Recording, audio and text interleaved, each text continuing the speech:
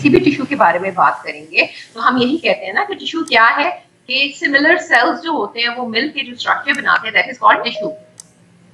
तो aggregation of cells with very little extra space that form sheets and cover the surface of the body is called epithelial tissue.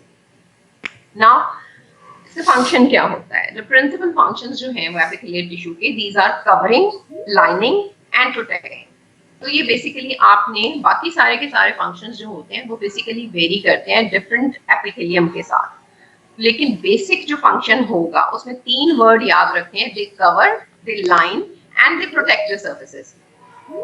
ठीक है, तो उसके अलावा जो है जैसे कि स्किन करती है। अब एब्जॉर्प्शन की बात करें तो इंटेस्टाइन में जो एपिथेलियम प्रेजेंट होता है वो एब्जॉर्प्शन, अब एब्जॉर्प्शन के लिए जो है वो वहाँ पे कोई स्पेशलाइज फीचर होना चाहिए। विलाई के बारे में आपने पढ़ा होगा, माइक्रोविलाई के बारे में, तो वो उसको हम जो है वो डिस्कस करेंगे जब हम इस टिश्यू की बात करेंगे। सिक्रेशन, जितने भी ग्लैंड्स हैं, ऑब्वियसली एपिथेलियल सेल्स जो ग्लैंड्स के अंदर प्रेजेंट होते हैं, दे सिक्रीट द मटेरियल जो कि ग्लैंडुलर सिक्रीशंस कहलाती हैं। देन कॉन्ट्रैक्टिलिटी, तो उसमें जो है वो मायो एपिथेलियल सेल्स यानी वो muscle cells they are specialised for the epithelium, तो वो कॉन्ट्रैक्टिलिटी करते हैं। तो हमने अभी तक क्या देखा कि we have 4 basic type of tissues, जिसमें से हम एपिथेलियल टिश्यू को डिस्कस कर रहे हैं। और एपिथेलियल टिश्यू जो है उसकी definition and function of epithelial tissue, तो जिसमें मैंने बेसिक बताया कि 3 वर्ड आपको जो है वो याद होने चाहिए, या एपिथेलियम जैसे ही बोला जाए तो आपके जहन में 3 वर्ड्स आने चाहिए, they cover, they line and they protect the surfaces. Then अब हम बात करते हैं एपिथेलियल सेल्स किस तरह से होती हैं। तो कैरेक्टरिस्टिक फीचर्स ऑफ द, जब हम एपिथेलियल सेल्स की या एपिथेलियम की बात करते हैं तो हम देखते हैं shape of the cell. Then we have nucleus of the cell, यानी एक तो सेल की सेलुलर शेप हो गई। देन उस सेल के अंदर जो है, जो न्यूक्लियस प्रेजेंट है वो किस शेप का है। Then we have basal lamina और बेसमेंट मेम्ब्रेन, कि जहाँ पे ये सारी शीट ऑफ सेल जो है वो लाई करती है, ऑब्वियसली उसको सरफेस चाहिए, तो उस सरफेस को जो है वो हम बेसल लैमिना या बेसमेंट मेम्ब्रेन कहते हैं। फिर हम जब एपिथेलियम की बात करें या उसके फीचर्स की बात करें तो हम देखते हैं कि उसके जो है सेलुलर पोल्स के बारे में बात करते हैं, यानी अगर ये सेल है और ये सेलुलर शीट है तो ऑब्वियसली इस सेल की एक बेस है, इसको हम बेसल पोल कहते हैं, और इस सेल का एपेक्स है जो कि किसी भी कैविटी को लाइन करता है, तो वो एपिकल पोल कहलाता है। जी बेटे, और उसकी लेटरल सरफेस है जो दूसरे सेल्स के साथ कनेक्ट करते हैं, उनको हम कहते हैं लेटरल सरफेस। बेसल लैमिना, बोले थे बेसल लैमिना। तो हम किस basal lamina, okay, basal lamina, इनको अभी डिटेल से डिस्कस करेंगे। अभी मैं सिर्फ और सिर्फ आपको डेफिनेशन या उनका थोड़ा सा ओवरव्यू देती हूँ। तो मैंने कहा कि जब हम एपिथेलियम की बात करते हैं तो हम जो है, जो उसके अंदर सेल्स प्रेजेंट होते हैं, हम उनकी शेप को देखते हैं, ठीक है, और सेल की शेप के साथ साथ हम shape of the nucleus of the cell भी देखते हैं। अब ये जो एपिथेलियम होती है, जो शीट होती है, ऑब्वियसली लाई करती है। सेल जो है वो वैसे स्ट्रिंग की फॉर्म में नहीं होते, ये बेसिकली कहीं ना कहीं लाई करते हैं। तो जिस सरफेस के ऊपर ये लाई करते हैं उस सरफेस को हम बेसल लैमिना कहते हैं या बेसमेंट मेम्ब्रेन कहते हैं। उसके बाद मैंने आपको कहा कि जो अब ये शीट ऑफ सेल्स हैं, तो ऑब्वियसली हर सेल की एक बेस होती है, तो उसको हम बेसल पोल कहते हैं, जो कि कनेक्ट होती है विद द बेसमेंट मेम्ब्रेन या बेसल लैमिना।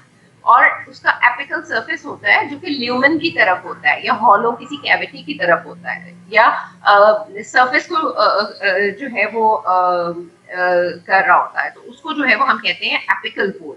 और उसके अलावा जो है वो सेल्स, जो 2 सेल्स आपस में जुड़ते हैं, वो लेटरल सर्फेसेस होती हैं जो सेल्स की होती हैं, उनके साथ होते हैं। तो इनको हम इंडिविजुअली डिस्कस करेंगे अलॉन्ग देयर मॉडिफिकेशंस, बिकॉज इसके अंदर जो है वो हम इंटरसेलुलर जंक्शंस पढ़ेंगे जो लेटरल सर्फेसेस में प्रेजेंट होते हैं।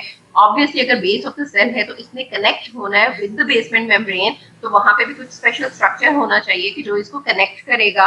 और अगेन अगर एपेक्स है तो एपेक्स में जो है वो डिफरेंट मॉडिफिकेशंस होती हैं, जैसे आप यहाँ पे देख रहे हो माइक्रोविलाई बने हुए होते हैं, इसी तरह से सीलिया भी प्रेजेंट होते हैं सेल्स के अंदर। तो इन सब को हम डिटेल में जो है वो इंशाल्लाह डिस्कस करेंगे। अब हम बात करते हैं कि shape and nucleus of the cell. अब सेल जो है वो आपने बेटे देखा होगा कि सेल की जो है वो डिफरेंट शेप्स के सेल्स मिलते हैं। अगर आप आरबीसी की बात करें तो रेड ब्लड सेल जो होता है वो डिस्क शेप होता है। इसी तरीके से अगर आप न्यूरॉन की बात करें, जो नर्व सेल होता है, तो उसकी एक स्टार लाइक बॉडी होती है और उसके अंदर से जो है वो उसके प्रोसेसेस निकले हुए होते हैं, तो वो स्टार शेप होता है। इसी तरीके से जो है वो मसल सेल की बात करें तो मसल सेल जो है वो सिलिंड्रिकल होता है। तो ये हमारे पास जो है वो डिफरेंट शेप्स के सेल्स हैं जो प्रेजेंट होते हैं। लेकिन जब हम एपिथेलियम की बात करते हैं तो एपिथेलियम में जो है कुछ स्पेसिफिक शेप्स होती हैं जो हमें नजर आती हैं। जैसे अब ये स्क्वेमस, ये फ्लैट सेल्स होते हैं, तो जो शीट फ्लैट सेल्स की होंगी उसको हम स्क्वेमस एपिथेलियम कहेंगे। और जब सेल एक फ्लैट होगा तो ऑब्वियसली उसका न्यूक्लियस भी उसके उसी की शेप लेगा और वो फ्लैट हो जाएगा, डिस्क शेप न्यूक्लियस हो जाएगा। इसी तरीके से जब हम क्यूबॉइडल जब कहते हैं सेल्स को, तो इट मीन्स कि क्यूब शेप सेल्स हैं, ठीक है। और क्यूब शेप सेल क्या होगा, तो उसकी लेंथ एंड विड्थ जो होती है वो इक्वल होगी। इसी तरीके से जब हम कॉलमनर सेल की बात करते हैं तो we have column shape cells. Column shape cell means कि उसका जो है वो लेंथ ऑफ द सेल जो होती है वो ऑब्वियसली वो डायमीटर ऑफ द सेल से जो है वो ज्यादा होगी। फिर उसके बाद जो है वो हमारे पास पॉलीहेड्रल होता है। पॉलीहेड्रल मींस मल्टीपल हेड्स के साथ, यानी उसकी कोई स्पेसिफिक शेप उस सेल की नहीं है। तो इन्हीं के साथ साथ अगर वो फ्लैट सेल है तो उसका न्यूक्लियस जो है वो प्रेस होके डिस्क शेप न्यूक्लियस हो जाता है, या ओवोइड न्यूक्लियस हम कह सकते हैं। अगर हमारे पास स्क्वायर शेप सेल्स हैं तो उनके अंदर हमेशा हमें राउंडेड न्यूक्लियस नजर आएगा। अगर सेल एलोंगेटेड है तो हमें उसका न्यूक्लियस जो है वो एलोंगेटेड नजर आएगा, ठीक है। तो ये है बेसिक शेप और न्यूक्लियस ऑफ द सेल, यानी whatever the shape of the cell is, nucleus जो है वो उसी की शेप में जो है वो हमें मिलेगा। और ये हिस्टोलॉजी में इंपॉर्टेंट इसलिए होता है कि आपने जब सेलुलर शेप्स ड्रॉ करनी है तो आपको पता होना चाहिए कि किस एपिथेलियम में न्यूक्लियस की शेप क्या होगी। अब हम उसके बाद बात करते हैं बेसल लैमिना। ये बेटे आपने अभी जो पूछा था कि बेसल लैमिना क्या होता है। अब हमने कहा कि एपिथेलियम जो है वो है एक सेल्यूलर शीट, ठीक है। अब वो सेल्यूलर शीट जो है वो जहाँ लाई करती है, that is a thin, basically thin line कह सकते हैं उसको, या फिर जो है वो कनेक्टिव टिश्यू लेयर है थिन। और ये जो है कि एपिथेलियल जो सेल्स हैं उनको कनेक्ट करेगी with the underlying connective tissue, जैसे हमने कहा। अब ये क्या है कि बेसमेंट मेम्ब्रेन को जो है वो जैसे डिफाइन करते हैं तो आपकी किताब कहती है कि that is the interface between epithelium and underlying connective tissue, यानी एपिथेलियम जो आपको ऊपर सेल नजर आ रहे हैं और नीचे जो कनेक्टिव टिश्यू नजर आ रहा है, ठीक है, उनके दरमियान में एक थिन एक सेल्यूलर लेयर है, यानी इसके अंदर सेल्स नहीं है, इसके अंदर सिर्फ फाइबर्स प्रेजेंट हैं जो कि इसको कनेक्ट करेंगे एपिथेलियम को विद अंडरलाइंग कनेक्टिव टिश्यू। अब जब हम बेसल लैमिना या बेसमेंट मेम्ब्रेन, हमें ये दो बातें क्यों लिखनी है। अब उसका रीजन ये है कि हमने इस बेसमेंट मेम्ब्रेन को जब अल्ट्रा माइक्रोस्कोप पे देखा तो उसकी जो है वो हमें डिविजन्स नजर आई। उसमें दो डिविजन्स होती हैं इसकी, we have basal lamina and we have reticular lamina, यानी जो just beneath the epithelial cells है that is called basal lamina. और उस लैमिना के नीचे जो है जो मेशवर्क ऑफ फाइबर्स नजर आता है, जैसे यहाँ पे आपको नजर आ रहा है, रेटिकुलम मींस मेशवर्क। तो इस बेसल लैमिना जो कि नियर टू द बेस है, उसके बाद हमें रेटिकुलर लैमिना नजर आता है जो कि मेशवर्क ऑफ फाइबर्स है। तो इन दोनों को मिला के जो लेयर बनती है that is called basement membrane. यानी जब हम बेसमेंट मेम्ब्रेन कहेंगे तो that is the combination of basal lamina and reticular lamina.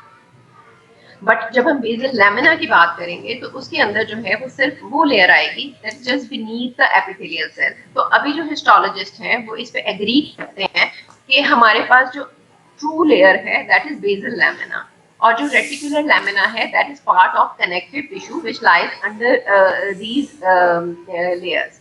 तो लेकिन हम अभी जो दोनों टर्मिनोलॉजीज यूज करते हैं, जैसे हम आपसे वाइवा में जब पूछते हैं तो हम आपसे जो है वो पूछते हैं बेटे what is the basement membrane, तो आप हमें कहेंगे कि that is a combination of basal lamina and reticular lamina. But जब हम आपसे बेसल लैमिना की बात करेंगे तो आप सिर्फ बेसल लैमिना कहेंगे, the layer of fibres that is present under the epithelial cells, just beneath the epithelial cells, ठीक है। तो उसको हम बेसल लैमिना कहेंगे। अब basal lamina is further divided into two parts, that's called lamina densa and lamina lucida. Lucid means clear और transparent. अगर कोई चीज clear और transparent हो तो it means कि उसके अंदर जो fibers होंगे they are very thin। तो इसके अंदर जो fibers present होते हैं वो बहुत thin होते हैं और वर्टिकली अरेंज्ड होते हैं, जो कि क्या करेंगे, एंकर करेंगे these epithelial base of the epithelial cells into this lamina densa, and then lamina densa जो है वो फिर आगे से रेटिकुलर लैमिना और नीचे अंडरलाइन कनेक्टिव टिश्यू के साथ जो है वो एंकर करता हुआ आता है, ताकि जो है ये डिटैच ना हो, यानी ये सेल्स जो है ये बेसिकली डिटैच ना हो इस कनेक्टिव टिश्यू लेयर से, इसलिए we need this basal lamina. तो लैमिना ल्यूसिडा हो गया। लैमिना ल्यूसिडा के बाद हो गया लैमिना डेंसा। अब इनके नाम से पता चलता है कि व्हेन वी कॉल डेंसा, तो इट मींस कि यहाँ पे जो फाइबर्स प्रेजेंट होंगे they are dense, they are densely arranged. यहाँ पे loosely arranged thin fibers vertically anchoring the epithelial cell with the lamina densa, और यहाँ पे जो फाइबर्स होंगे दे आर थिक, ठीक है, और ये लेयर भी थिक होती है, ठीक। अब यहाँ पे जो कोलेजन प्रेजेंट होता है, जो सवाल होता है जो आपके एग्जाम में आता है कि बेटे डिफाइन द लैमिना और बेसमेंट मेम्ब्रेन, या आपसे पूछा जा सकता है कि बेटे what is the difference between basal lamina and basement membrane, और उसके अलावा जो है वो आपसे पूछा जाएगा कि बेटे इसका फंक्शन क्या होता है। फंक्शन हम आगे डिस्कस करते हैं, लेकिन इसका बेसिक हिस्टोलॉजिकल स्ट्रक्चर जो है वो आपको पता होना जरूरी है। अब इसकी जो है वो कॉम्पोजिशन जो है वो बेसमेंट मेम्ब्रेन या बेसल लैमिना की जो है ये बहुत इंपॉर्टेंट है, जो आपके पास पेपर्स में भी आती है, हम वाइवा में भी स्टूडेंट से पूछते हैं कि बेटे बेसल लैमिना या बेसमेंट मेम्ब्रेन जो है वो उसकी कॉम्पोजिशन क्या होती है। तो हमें यहाँ से ये पता चला कि यहाँ पे फाइबर्स प्रेजेंट है। ऑब्वियसली फाइबर्स जो है वो कोलेजन फाइबर्स हैं। तो जब कोलेजन फाइबर्स की बात आती है तो कोलेजन फाइबर्स की बहुत डिफरेंट टाइप्स होती हैं। तो यहाँ पे जो है वो टाइप 4 स्पेसिफिकली अगर हम बात करें तो बेसल लैमिना में जो है वो टाइप फाइबर्स होते हैं, और उसके अलावा जो है वो डिफरेंट प्रोटीन्स फिलामेंट्स प्रेजेंट होती हैं जो कि एंकर करती हैं base of the epithelial cell to this basal lamina. अब वो प्रोटीन्स कौन से होते हैं, वो प्रोटीन्स बेसिकली होते हैं लैमिनिन। नाम से आपको जो है वो पता चल रहा है कि दिस इज लैमिना, तो यहाँ पे जो प्रोटीन जो एंकर कर रहा है दैट इज लैमिनिन। लैमिनिन के साथ जो है वो आप याद करने के लिए आपके पास होता है लैमिनिन और इंटैक्टिन, यानी इंटैक्ट करने के लिए जो प्रोटीन्स हैं। तो इस तरह से आप इनको याद कर सकते हैं। तो अगर हम कॉम्पोजिशन की बात करें तो आपने इसकी लेयर्स को डिफाइन करने के बाद उसकी कॉम्पोजिशन में कोलेजन टाइप 4 फाइबर्स, और उसके अलावा जो है जो प्रोटीन प्रेजेंट होते हैं दैट इज लैमिनिन, इंटैक्टिन, और जब हम लैमिना डेंसा की बात करें तो उसके अंदर जो है वो पर्लिकन भी होता है। तो ये आपकी किताब में लिखी हुई है ये सारी बातें। तो composition of the basal lamina जो है that is also very important. फिर जब हम रेटिकुलर लैमिना की बात करते हैं तो रेटिकुलर लैमिना के अंदर होंगे रेटिकुलर फाइबर्स, ठीक है। जब हम कनेक्टिव टिश्यू पढ़ेंगे तो हम इन सब फाइबर्स को डिटेल में पढ़ेंगे। तो फाइबर्स 3 तरह के होते हैं, we have collagen fiber, we have elastic fibers and we have reticular fibers। तो reticular fibers की स्पेसिफिकेशन ये होती है कि collagen type 7 होते हैं। तो अगेन जब रेटिकुलर लैमिना की कॉम्पोजिशन की बात करेंगे तो यहाँ पे रेटिकुलर फाइबर्स हैं, और रेटिकुलर फाइबर्स जो हैं वो होते हैं टाइप 7 कोलेजन। तो आप जो है वो कह सकते हैं कि बेसमेंट मेम्ब्रेन जब हम कहें तो आप कह सकते हैं कि it is composed of type 4 collagen fibres, type 7 collagen fibres, अगर ऑन द होल बात करें तो। और उसके अलावा जो है वो प्रोटीन्स प्रेजेंट होते हैं विच आर लैमिनिन, इंटैक्टिन एंड पर्लिकेंस। तो ये हो गया बेसल लैमिना और बेसमेंट मेम्ब्रेन। अगेन ये पूरी सिंगल एक स्लाइड जो है ये आपकी पूरा एक होल आपका एससीक्यू क्वेश्चन भी हो सकता है, और अगेन आपके वाइवा में जो है ये जरूर पूछी जाती है ये बात कि what is the difference between basal lamina, basement membrane. अगर बेसमेंट मेम्ब्रेन है तो उसके कितने पार्ट्स होते हैं और उनकी स्पेसिफिकेशन। यहाँ पे आप देखोगे कि ये जो है ये किडनी ग्लोमेरुलस है, और इसमें जो है ये आपको पिंक स्ट्रक्चर नजर आ रहा है जो कि ज्वाइन कर रहा है, ये सारा का सारा जो है दैट इज बेसमेंट मेम्ब्रेन, जो कि हमें लाइट माइक्रोस्कोप में जो नजर आती है, ठीक है। और जो हमने ये बात की जिसमें हमने डिटेल की है ये अल्ट्रा माइक्रोस्कोप या इलेक्ट्रॉन माइक्रोस्कोप का स्ट्रक्चर है जो यहाँ पे नजर आ रहा है। तो ये हमें यहाँ पे नेकेड आई से नजर नहीं आता, ये इलेक्ट्रॉन माइक्रोस्कोप से नजर आता है। लेकिन हमें जो नजर आ रहा होता है वो ये पिंक लाइन होती है, और collagen always take pink colour, तो हमारी जो स्टेन होती है तो इसलिए हमें पिंकिश नजर आते हैं।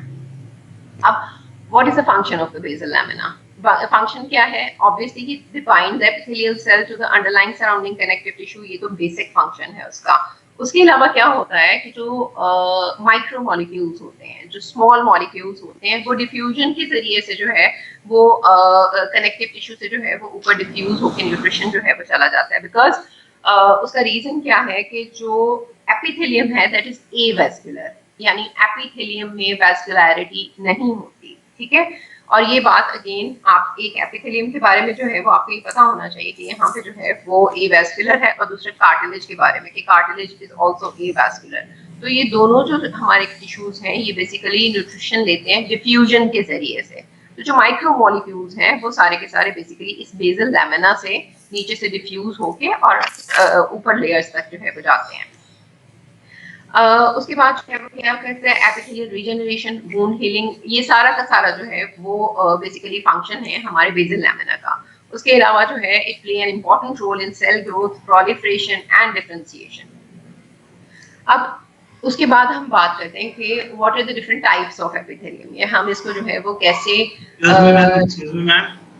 जी बेटे ये डिफरेंशिएशन से मुझे याद आया, वो जो उनसे है डेंड्रिटिक सेल्स होते हैं जिनको हम एक्सेसरी सेल्स कहते हैं, वो नई किलर सेल्स को नेचुरल किलर सेल में कैसे कन्वर्ट करते हैं। बेटे ये हम जब लिम्फोइड सिस्टम पढ़ेंगे ना तो हम उसमें ये सारी चीजें डिटेल से पढ़ेंगे। अभी हमारा जो है ना जो टॉपिक है हम अभी इसी में करते हैं, ठीक है। वो सारा का सारा लिम्फोइड सिस्टम के साथ रिलेट करता है और हम उसको अब डिटेल से इंशाल्लाह सारे सेल्स पढ़ेंगे, ठीक है। अच्छा, और दूसरा सवाल ये था मैम, आपने वो इस दफा इतिकाफ बिठाना है? बेटे इस वक्त हम क्लास की बात करें तो बेहतर नहीं है। ओके मैम, ठीक है। तो टाइप्स ऑफ एपिथेलियम की बात करते हैं। तो टाइप्स में जो है वो क्या है कि कवरिंग या लाइनिंग एपिथेलियम, जैसे हमने बात किया पहले कि दे कवर लाइन द सरफेस, और उसके अलावा जो है वो प्रोटेक्शन, ये एपिथेलियम की 3 फंक्शन है। तो ऑब्वियसली अब एपिथेलियम को जब हम डिवाइड करते हैं तो कवरिंग और लाइनिंग एपिथेलियम में करते हैं, जो कि बेसिक एपिथेलियम है जिसके बारे में हम डिटेल से पढ़ते हैं। And then we have glandular epithelium, जो कि हमने स्पेशल फंक्शंस में देखा कि जो हमें सिक्रीशंस देंगे, ठीक है। तो we have covering epithelium and we have glandular epithelium.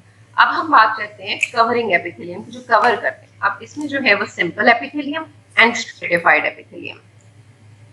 अब simple means a single layer of cells, यानी इसमें जो है वो मल्टीपल लेयरिंग नहीं होगी। सिंपल एपिथेलियम कहेंगे कि जब एक सिंगल लेयर ऑफ सेल, ये शीट ऑफ सेल जो है वो हम किसी भी सरफेस को लाइन करेगा, तो that is called simple epithelium. और जब स्ट्रेटिफाइड करेंगे तो स्ट्रेटिफिकेशन का मतलब आपको मेरे ख्याल है कि पता होना चाहिए कि मल्टीपल लेयर्स है, ठीक है। तो इसमें जो है वो मल्टीपल लेयर्स ऑफ सेल होंगे, तो उस एपिथेलियम को हम स्ट्रेटिफाइड एपिथेलियम कहेंगे। अगेन वाइवा में जो है ये पूछा जाने वाला सवाल है कि what does it mean by simple epithelium and what do you understand by stratified epithelium. तो आपको पता होना चाहिए कि सिंपल किसे कहेंगे और stratified, single layer and multiple layer of cell. Again इसके आगे जो है वो काफी डिटेल्स हैं जो कि हम अभी देखते हैं। अब हम एपिथेलियम को क्लासिफाई कैसे करते हैं, ये तो हमने जो की थी ये बेसिक टाइप की थी। बेसिक टाइप में हमारे पास कवरिंग हो गया, ग्लैंडुलर एपिथेलियम हो गया। अब हम बात करते हैं कि क्लासिफिकेशन एपिथेलियम की कैसे करते हैं। अब तो क्लासिफिकेशन, ये last name of the tissue describe the shape of the cell, ठीक है। अब लास्ट नेम जो है वो क्या होगा, स्क्वेमस, यानी अगर डिस्क शेप सेल है या फ्लैट सेल है तो उसको हम स्क्वेमस सेल कहेंगे। और ऑब्वियसली उसका न्यूक्लियस, जैसे मैंने पहले बताया कि डिस्क शेप सेल है तो कंप्रेस होकर डिस्क शेप न्यूक्लियस हो जाएगा या ओवॉइड न्यूक्लियस हो जाएगा। अगेन क्यूबॉइडल, तो length is equal to width, जैसे हमने पहले बात की, और ये क्यूब्स की फॉर्म में हमें मिलेंगे और ऑब्वियसली इनका न्यूक्लियस जो है वो राउंडेड होगा। Then we have columnar cells, column shape cells, length is more than its width, ठीक है। तो जब हम किसी भी एपिथेलियम को क्लासिफाई करते हैं तो उसमें शेप ऑफ द सेल जो है दैट इज वेरी इंपॉर्टेंट। अब एपिथेलियम को नाम कैसे देंगे, ठीक है। अब when we name the epithelia it include both the layers, यानी हम सिंपल है या स्ट्रेटिफाइड है, एंड देन सेकंड नेम जो होगा that is the shape of the cell, ठीक है। तो if we have simple epithelium, single layer of cell with और सिंगल लेयर ऑफ सेल और उनकी शेप जो है वो फ्लैटेंड है, तो हम उस एपिथेलियम को क्या कहेंगे बच्चे, बोले बच्चे। एक एपिथेलियम जो कि फ्लैट सेल, एक सिंगल लेयर ऑफ सेल है और उसमें फ्लैट सेल्स हैं या स्क्वेमस सेल्स हैं, तो हम उस एपिथेलियम को क्या नाम देंगे, हम उसे कहेंगे, first name is the layers बेटे, तो हम उसे कहेंगे simple squamous cell, simple squamous epithelium. ठीक है, अब अगर मल्टीपल लेयर ऑफ सेल है, ठीक है, और उसके साथ साथ जो है वो उसमें क्यूब शेप सेल्स हैं, तो हम उसको क्या नेम दे रहे हैं? Stratified cuboidal epithelium. ठीक है, तो यानी आपको ये समझ आ गया कि हम एपिथेलियम को जो है वो कैसे नाम दे रहे हैं। ठीक है, यानी layer of the cell is very important और shape of the cell is very important. अब इसमें जो है वो जब हम इनकी नेमिंग कर रहे होते हैं तो इसमें जो है वो कुछ एक्सेसरी स्ट्रक्चर्स आ जाते हैं, जैसे गॉबलेट सेल आ जाता है, जैसे सीलिया आ जाते हैं, जैसे कैरेटिन आ जाता है। तो हम जैसे हमारी स्किन की एपिथेलियम है that is stratified squamous keratinised epithelium. ठीक है, स्ट्रेटिफाइड स्क्वेमस कैरेटिनाइज्ड। तो इससे क्या समझ आता है, इस एपिथेलियम में क्या क्या होगा? मल्टीपल लेयर्स होंगी मैम, और इसमें केराटिन मौजूद होगा। केराटिन भी है, फ्लैट लेयर फ्लैट सेल्स जो है वो प्रोमिनेंट ऊपर नजर आएंगे। ठीक है, गुड। अब कुछ जो है वो स्पेशल एपिथेलियल टिश्यूज हैं and they don't follow naming convention. उसमें क्या है वो दो special epithelium, these are pseudo stratified. Pseudo means false and stratified means multiple layer. तो सूडो स्ट्रेटिफाइड मींस कि false appearance of multiple layers. ठीक है, तो ये स्पेशल एपिथेलियम हो गया। Then we have transitional epithelium. Transition means change, यानी एक शेप से उसने दूसरी शेप की है तो उसको हम ट्रांजिशन कहेंगे इसका। तो ये एपिथेलियम जो है ये दोनों स्पेशल एपिथेलियम है, तो इनको जो है वो हम डिटेल में इंशाल्लाह भी देखते हैं कि ये तो इनको जो है वो हम ये जो हमारे रेगुलर नेमिंग है उसमें हम इंक्लूड नहीं करते। अब सिंपल स्क्वेमस एपिथेलियम की बात करते हैं। ठीक है, हम अब क्लासिफिकेशन में जो है वो हमने सिंपल किया और हमने सबसे पहले जो है वो जो आपका चार्ट बनेगा उसमें सबसे पहले आ जाएगा epithelium, then we have covering epithelium, we have glandular epithelium. अब हम कवरिंग एपिथेलियम की बात कर रहे हैं तो we have simple epithelium and we have stratified epithelium. अब हम सिंपल एपिथेलियम का फर्दर जो है वो आगे से हम कर रहे हैं तो we have simple squamous epithelium. तो this is the single layer of flat cells, disc shape nucleus जो आगे हमने डिस्कस किया। अब इसकी स्पेशल टाइप्स जो है वो हमें कहाँ मिलेंगी? हॉलो ऑर्गन्स में। हॉलो ऑर्गन्स को जो लाइन करता हुआ आएगा दैट्स कॉल्ड एंडोथेलियम। कहाँ होता है? वेसल्स के अंदर, यानी आपकी जितनी ब्लड वेसल्स होती हैं वहां पे जो है वो सिंपल स्क्वेमस एपिथेलियम लाइन कर रहा होता है और उस एपिथेलियम को हम एंडोथेलियम कहते हैं। ठीक है, इनर साइड और इनर कवरिंग। ठीक, और ये हॉलो ऑर्गन्स में होगा। तो ये हमारे सारा वेस्कुलर सिस्टम जो है उसमें एंडोथेलियम होता है। Then we have the mesothelium that lines the peritoneal, pleural and pericardial cavities and it also covers the visceral organs of those cavities। ठीक है, अब इसमें जो है वो पेरिटोनियम की जब हम बात करते हैं तो मेसोथेलियम जो है वो आ जाएगा, बहुत सारे हमारे एब्डोमिनल ऑर्गन्स हैं। और प्लूरल की बात करते हैं तो ये लंग्स के साथ एसोसिएट करता है, और जब हम पेरिकार्डियम की बात करते हैं तो ये हार्ट के साथ एसोसिएट करता है। तो ये दो जो है हैं ये सिंपल स्क्वेमस एपिथेलियम, बट इनका नाम जो है उसके स्पेशल टाइप्स में जो है वो आ जाता है, नाम जो है वो इन ऑर्गन्स के हिसाब से चेंज कर लेते हैं। अब व्हाट आर द फंक्शंस? अब देखें, एक चीज थिन है और उसमें जो है वो बेसिक क्या समझ आता है कि उसमें मॉलिक्यूल्स जो हैं वो इजीली पास कर सकते हैं। ऐसा ही है कि उसमें जो है वो डिफ्यूजन ऑफ मॉलिक्यूल्स जो है वो आसान होगी एक सरफेस से दूसरी तरफ। तो फंक्शन जो है वो सिंपल स्क्वेमस एपिथेलियम का क्या है कि that is the passage of materials bye passive diffusion या फिल्ट्रेशन होती है यहाँ पे, and it secretes lubricating substance in serous membranes। जैसे serous membrane की जब हमने बात की है तो that is pericardium, that is pleura, that is peritoneum। तो वो क्या करते हैं वहाँ पे lubricating substance जो है वो वहाँ पे secrete करते हैं। लेकिन बेसिक फंक्शन जब भी हम सिंपल स्क्वेमस की बात करते हैं कि जैसे हम आपको बताएं कि सिंपल स्क्वेमस जो है वो कहाँ होगी? Lung alveoli, alveoli of the lungs में होगी। तो एल्वेलाई ऑफ द लंग्स क्या करते हैं? हमारा जो एक्सचेंज ऑफ गैसेस है वहाँ पे करते हैं। लंग्स एल्वेलाई में होगा तो ऑब्वियसली वहाँ पे एक्सचेंज है, तो वहाँ पे हमें थिन शीट ऑफ सेल्स चाहिए। अगर वहाँ मल्टीपल शीट्स होंगी तो ऑब्वियसली चीजों को पेनिट्रेट करने में प्रॉब्लम होगा। तो सिंपल डिफ्यूजन जहाँ रिक्वायर्ड है, जैसे रीनल कार्पसल्स हैं वहाँ पे फिल्ट्रेशन होनी है, तो वहाँ पे हमें जो है वो सिंपल स्क्वेमस एपिथेलियम चाहिए। ठीक है, एल्वेलाई ऑफ लंग्स में गैसेस में वो होना है। लाइनिंग ऑफ हार्ट उसको जो है वो मॉइस्ट रखने के लिए ब्लड लिम्फेटिक वेसल्स के अंदर चाहिए, हमें थिन चाहिए बिकॉज डिफ्यूजन सब्सटेंसेस ने निकलना भी है और वापस भी आना है, इन एंड आउट फ्लो जो है वो दोनों को करने के लिए। अगेन लिम्फेटिक वेसल्स में इसी तरीके से सर्कुलेशन में आता है। Then the line to ventral body cavities, जैसे सीरोजा है, सीरस मेम्ब्रेन्स हैं, जैसे हमने पेरिटोनियम की बात की, ऑब्वियसली वो उस पूरे के पूरे हमारे रीजन को जो है वो मॉइस्ट रखने के लिए हमें इन सारे के सारे एपिथेलियल सेल्स जो कि मेसोथेलियम इसमें है और हार्ट में, बाकी सारे के सारे जो है वो हमने इनको डिफरेंट नाम दे दिए सिंपल स्क्वेमस।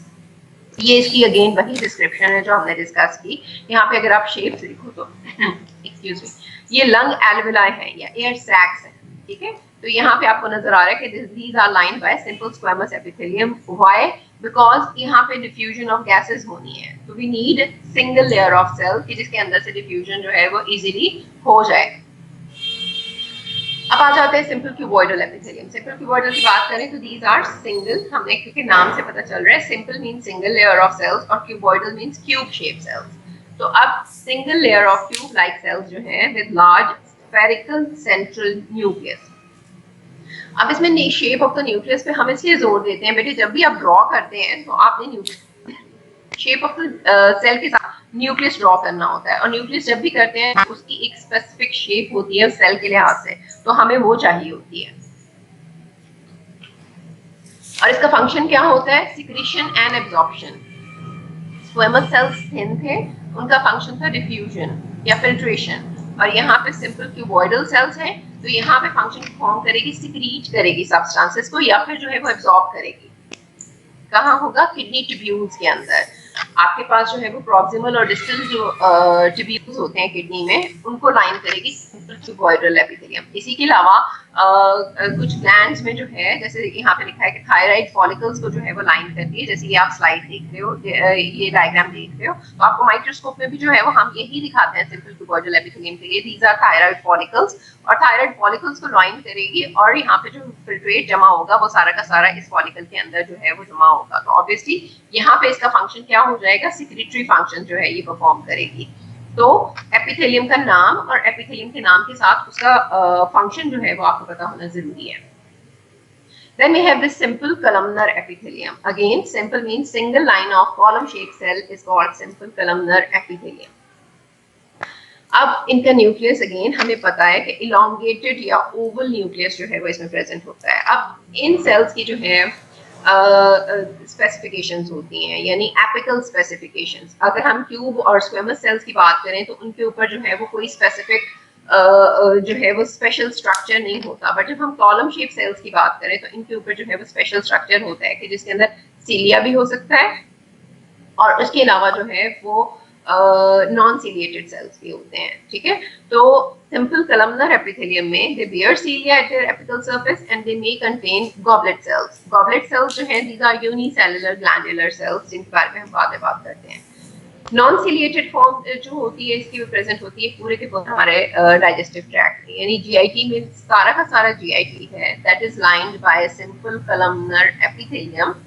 और उसके साथ साथ यानी आपके सारा इंटेस्टाइन, आपका स्टमक, इंटेस्टाइन और आगे जो है वो आपका लार्ज इंटेस्टाइन और पूरा का पूरा रीजन जो है that is lined by simple columnar epithelium. लेकिन उसमें जो डिफरेंस है उसकी फंक्शनल जो रिक्वायरमेंट है उसके हिसाब से आता जाएगा।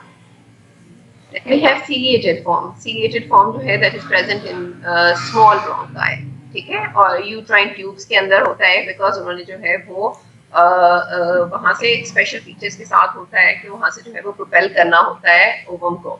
एंड यूट्रस की लाइनिंग जो है that is also simple columnar epithelium.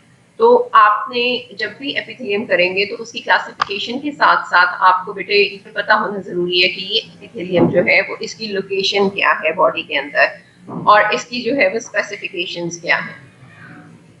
Simple columnar epithelium का फंक्शन अगेन ये एब्जॉर्प्टिव फंक्शन जो है वो मोस्टली परफॉर्म करती है और उसके अलावा जो है वो सिक्रेटरी फंक्शन भी होता है, यानी कुछ जगहों पे जो है सिक्रेशंस हो रही होती है और कुछ जगहों पे जो है एब्जॉर्प्शन जो है वो कर रही होती है। That is absorption and secretion of mucus करती है, एंजाइम्स सिक्रीट करती है और उसके अलावा अदर सब्सटेंसेस जो है वो सिक्रीट होते हैं। अगर हम गॉल ब्लैडर की बात करते हैं तो वहाँ पे ये स्टोर कर रही होती है एक्स्ट्रा मॉइस्चर जो है वो आपके बाइल में से जो है वो एब्जॉर्ब हो रहा होता है। सिलिएटेड टाइप जो जितनी भी होती है दे प्रोपेल म्यूकस या रिप्रोडक्टिव ऑर्गन्स के अंदर हैं, तो वो बेसिकली रिप्रोडक्टिव सेल्स को जो है वो प्रोपेल कर रहे होते हैं। इन case of fallopian tubes, uterine tubes जिन्हें कहते हैं, और बाय सीलियरी रिएक्शन, अगेन उनके एपिकल सरफेस के ऊपर अगर सीलिया होंगे तो वो सीलियरी रिएक्शन के जरिए से जो है वो रिप्रोडक्टिव सेल्स को जो है वो प्रोपेल करेगा।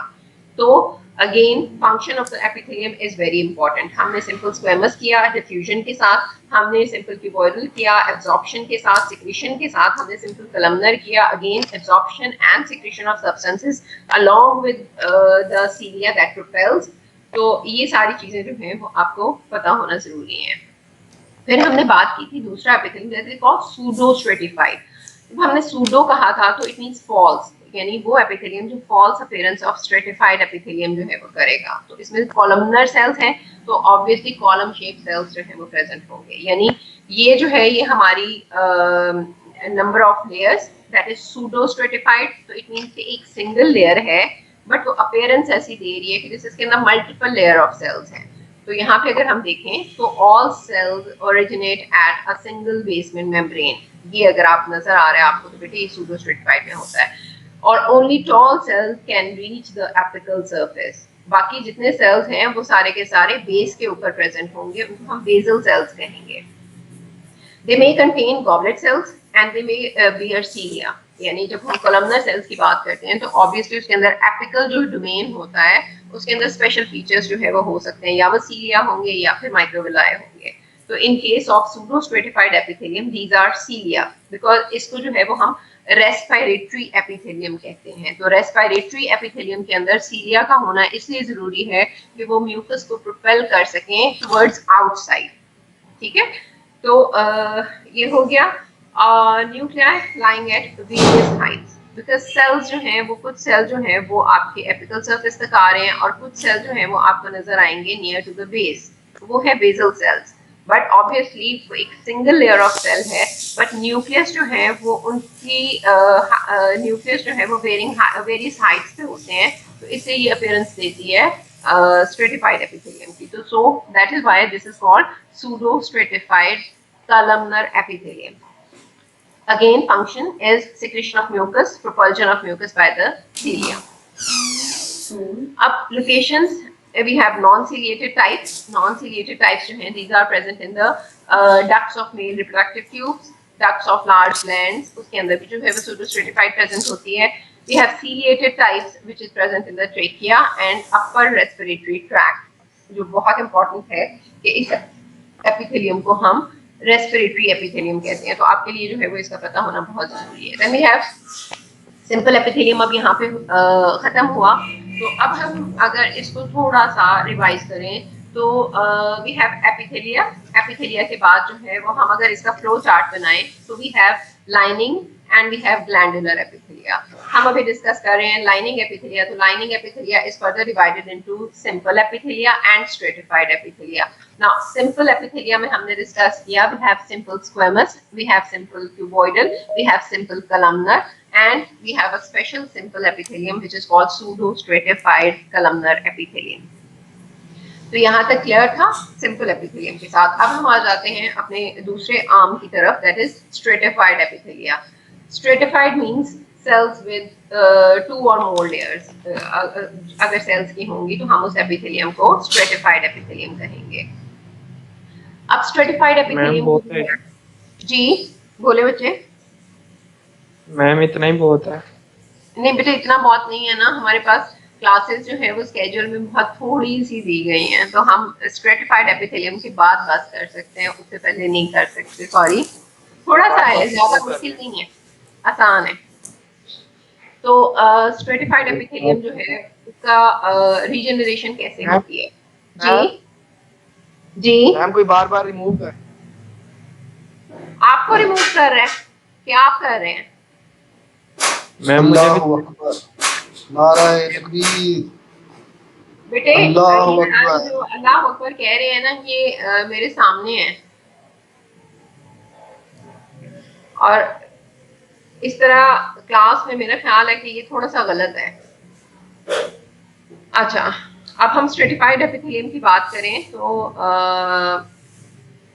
हमने कहा कि इट कंटेन 2 और मोर लेयर्स ऑफ सेल्स, और ये कहाँ से रिजेनरेट करते हैं, ये बिलो। अब इसमें जो है अगर आप एपिथेलियम को देखो तो आपको ये बेसल लेयर नजर आएगी, और ये एपिथेलियम की डेफिनेशन को प्रॉपर वो बताती हुई, because these are nipple like structure या एलिवेशंस जो नजर आ रहे हैं, ये स्किन की जो है वो एपिथेलियम है, तो इनको हम कहते हैं डर्मल पैपिला, जहां से एपिथेलिया नाम पड़ा।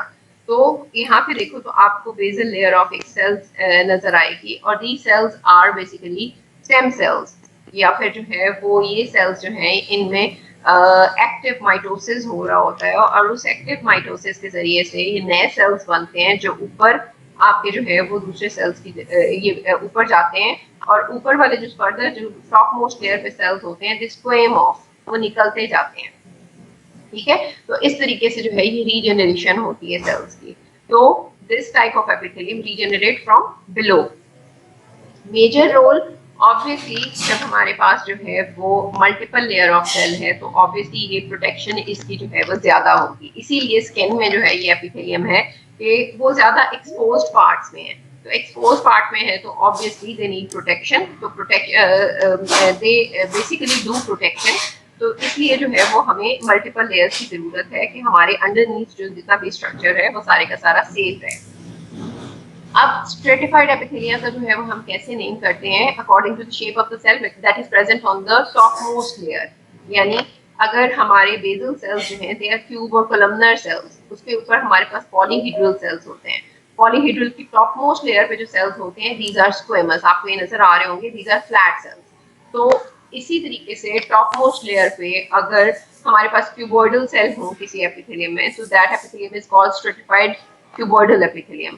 अगर टॉप मोस्ट लेयर जो है वो that is of columnar sales, तो उसको हम कहेंगे स्ट्रेटिफाइड कॉलमनर एपिथेलियम। बट वो दोनों एपिथेलियम बहुत रेयर होती हैं, मोस्टली हमारे पास जो है वो प्रेजेंट होती है that is stratified squamous epithelium.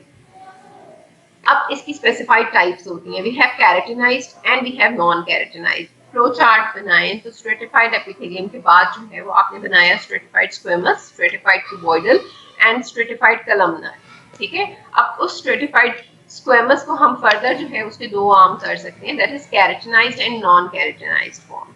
अब कैरेटिनाइज्ड जो है they contain the protective protein keratin on the surface and surface cells are dead and full of keratin, and non keratinized नाम से समझ आ रहा है कि वो नॉन कैरेटिनाइज्ड यानी उसकी टॉप मोस्ट लेयर जो है वो एब्सेंट है कि जिसके अंदर कैरेटिन प्रेजेंट होता है, and they form moist lining of the body openings, जैसे आपकी ओरल कैविटी की लाइनिंग जो है that is stratified squamous non keratinized type of epithelium.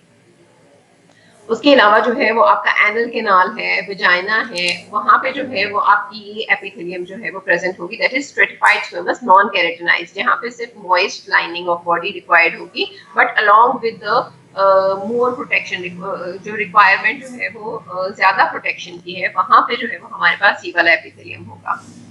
Keratinised type आपकी होल बॉडी सर्फेस के ऊपर जो एपिथेलियम है that is stratified squamous keratinised epithelium. Obviously function it protect underlying tissues in area subject to abrasion। अब इसमें जो है वो एक वर्ड याद रखते हैं हम wear and tear, यानी जहाँ पे जो सर्फेसेस बॉडी सर्फेसेस के ऊपर wear and tear हो रहा है या ऊपर से जो है वो स्क्वेम ऑफ हो रही है लेयर्स, तो वहाँ पे जो है वो वहाँ ये एपिथेलियम रिक्वायर्ड होता है। इसी तरीके से why this is present in the vagina या फिर जो है वो एनल कैनाल के वहाँ पे जो है वो ड्यूरिंग चाइल्ड बर्थ एक प्रेशर जो है वो होता है, और उसके अलावा जो है वो टॉप मोस्ट लेयर जो होती है उस पूरे प्रोसेस में वो निकल जाती है, तो उसको जो है वो नीचे से स्टेम सेल्स जो है वो माइटोटिकली डिवाइड होके रिपेयर जल्दी कर देते हैं, तो इसकी रीजनरेटिव कैपेसिटी जो है वो ज्यादा होती है। इसी तरीके से ओरल कैविटी की बात करें तो वहाँ पे क्यों प्रेजेंट है, बिकॉज वी नीड, हम कोई भी अगर लार्ज बोनस ऑफ फूड या हार्ड या कुछ भी हम खाते हैं तो ऑब्वियसली वो खाते हुए जो है आपका पूरा मुंह छीलता हुआ जाता है, आपको फील भी होता है समटाइम्स की पूरी लेयर जो है वो वहां से निकल रही है, तो वो लेयर जो है वो उसकी रिपेयर जो है वो नेक्स्ट डे पे आप अगर फील करो तो वो रिपेयर हो चुकी होती है। तो बिकॉज ऑफ दिस एपिथेलियम, क्योंकि इसकी रीजनरेटिव कैपेसिटी जो है that is more than any other epithelium, तो we need this epithelium for protection. Keratinized epidermis of the skin पूरी बॉडी के ऊपर है, नॉन कैरेटिनाइज्ड फॉर्म्स जो है they are present in the lining of oesophagus, mouth, vagina, anal canal, वहाँ पे सारा का सारा जो है वो non keratinized type of epithelium present होगा। अब स्ट्रेटिफाइड स्क्वेमस एपिथेलियम जो है बेसिकली हमने कहा कि नेमिंग इसकी कैसी होगी कि top most layer of cells जो होती है उसके हिसाब से होगा।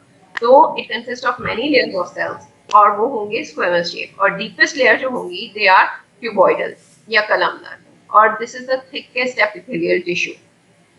यानी आपके जितने अभी तक हमने एपिथेलियम पढ़े हैं तो उन सब में thickest is stratified squamous epithelium, और वो इसलिए क्योंकि इसमें हमें प्रोटेक्शन रिक्वायर्ड होती है।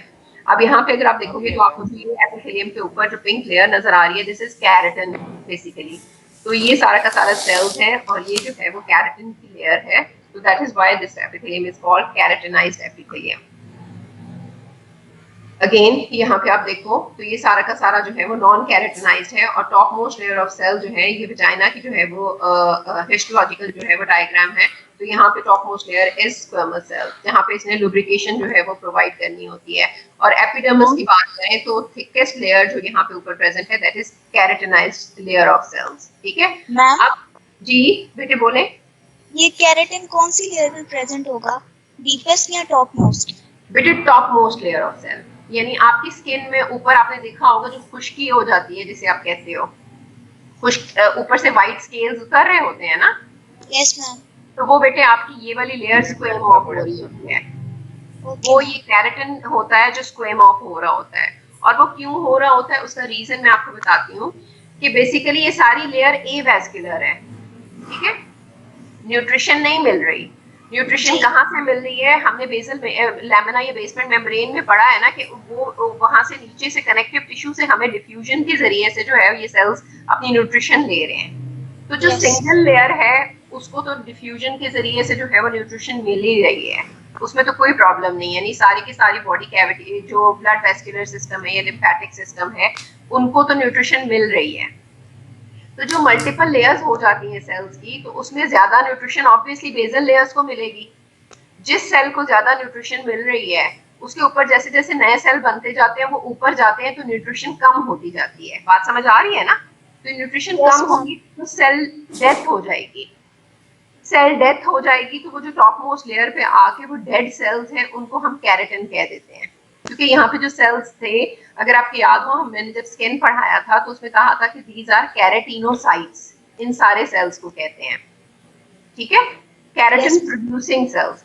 तो ये सारे के सारे जो है वो एंड पे क्या होता है कि सेल जो है उसमें सिर्फ कैरेटिन रह जाता है, बाकी सारा का सारा सेल डेड हो जाता है। तो जब वो डेड हो जाता है तो वो ऊपर से निकल जाता है, जिसको हम ड्राइनेस कहते हैं, जिसको हम स्केलिंग कहते हैं कि स्किन के ऊपर से खुश्की हो गई है। तो वो सारी की सारी top most layer of cell basically ये कैरेटिनाइज्ड सेल्स होते हैं, जो कैरेटिन कंटेनिंग सेल्स होते हैं, ये निकल जाते हैं। तो नीचे से नए सेल प्रोड्यूस होते हैं और आपकी नई स्किन जो है वो फ्रेश होती जाती है। यही प्रोसेस होता है अगर आप देखो, इमेजिन करो इसको। ठीक है, तो ये पूरी बॉडी में इसी तरीके से। अगर ये देखो, अब मैंने कहा कि ये ओरल कैविटी में प्रेजेंट है, तो ऊपर से जो है वो आपने कोई भी हार्ड चीज खाई तो आपको मुंह में फील होता है ना समटाइम्स के अंदर से जो है वो छिल गया है। यही सिंपल जबान में, आसान जबान में हम कहते हैं ना कि मुंह अंदर से छिल गया है। तो वो छिल जो जाता है बेसिकली जो है वो ये सेल जो नए बन रहे होते हैं ये नेक्स्ट डे तक पूरी की पूरी रिपेयर कर देते हैं, तो वो दोबारा से आपका मुंह ठीक हो जाता है। ठीक है, अगर जो है वो इसमें इन्फेक्शन हो जाए या ज्यादा डीप अगर जो है वो हो जाए तो आपके मुंह में छाले बन जाते हैं। वो भी मेरे ख्याल है ऐसा ही होता है कि उसमें जो है ये डीपेस्ट लेयर तक जो है वो अगर डैमेज हो जाए तो वहां पे जो है वो इन्फेक्शन हो जाता है। तो इन्फेक्टिव सेल्स जो है वो जब यहाँ पे जमा हो जाएंगे नीचे सारे के सारे एपिथेलियम के नीचे जो कनेक्टिव टिश्यू है, तो वो सारा का सारा इन्फेक्शन हो गया।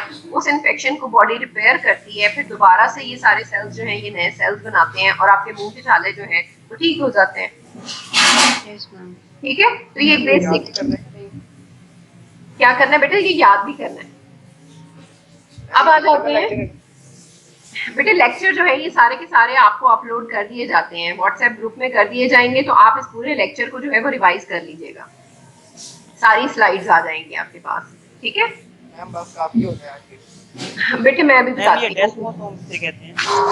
ये हमने बेटे नेक्स्ट लेक्चर हमारा इन्हीं पे है, हमने डिटेल से पढ़ने हैं डेस्मोसोम्स। ठीक है, ओके बस हो गया टाइम बेटे, मेरी भी 3-4 स्लाइड्स हैं, मैंने स्ट्रेटिफाइड एपिथेलियम कंप्लीट करनी है। तो अब हमने किया था स्ट्रेटिफाइड स्क्वेमस, जिसमें हमने कहा कि हमारे पास आ गया stratified squamous keratinized and we have stratified squamous non keratinized, ठीक है। अब आ गया स्ट्रेटिफाइड क्यूबॉइडल। अब हमने वहां जितनी हमने कहा था कि वो थिकेस्ट लेयर थी, अब यहाँ पे क्या होता है कि 2 और मैक्सिमम 3 लेयर्स होती हैं स्ट्रेटिफाइड क्यूबॉइडल। तो 3 लेयर ऑफ सेल को हम स्ट्रेटिफाइड ही कहेंगे। यहाँ पे आपको 2 लेयर्स नजर आ रही हैं, तो 2 लेयर्स को भी हम स्ट्रेटिफाइड ही कहेंगे। और क्यूबॉइडल का मतलब कि top most layer of cells are of cube shape. तो स्ट्रेटिफाइड क्यूबॉइडल एपिथेलियम, इनकी सिर्फ एग्जांपल्स बेटे याद करनी है कि these are present in the ducts of sweat gland, ठीक है।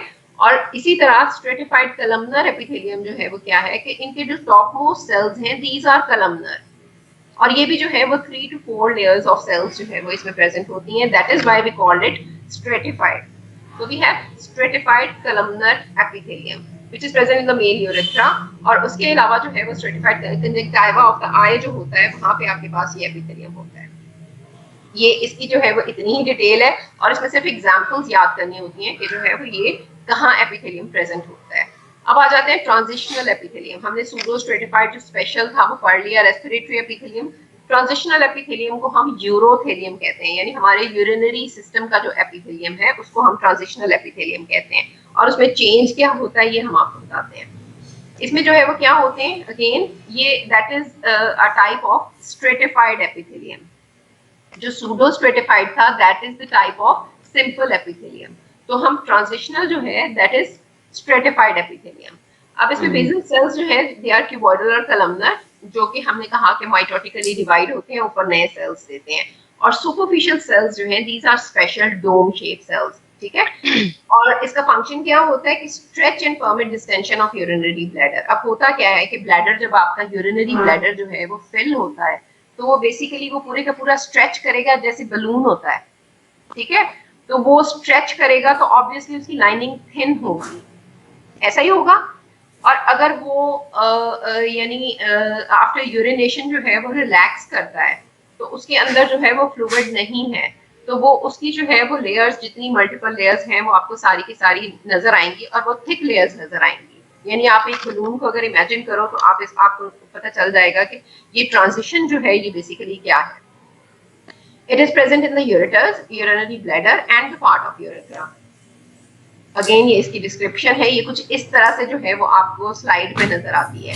ये top most dome shape cells होते हैं, दीज आर स्पेशल सेल्स, जो कि आपसे जो है वो ट्रांजिशनल एपिथेलियम में अगर पूछा जाए कि ये स्पेशल क्यों है, तो एक तो हो गया कि स्ट्रेटिफाइड एपिथेलियम जिसमें जो है वो ट्रांजिशनल चेंज आता है, this lines the urinary passages, ठीक है। और उसके अंदर कौन कौन सा हो गया, यूरेटर हो गया, यूरिनरी ब्लैडर हो गया and a part of urethra. उसके अलावा जो है वो special feature, because this is stratified, तो इसकी बेसल लेयर जो है that is composed of cuboidal और लो कलमनर सेल्स। फिर उसके बाद यहाँ पे जो है वो multiple layer of polyhedral cells. Polyhedral cell के बाद जो टॉप मोस्ट लेयर है that is composed of dome shape cells, ठीक है। तो ये 3 स्पेसिफिकेशंस हैं जो इसकी आपको याद होना जरूरी है।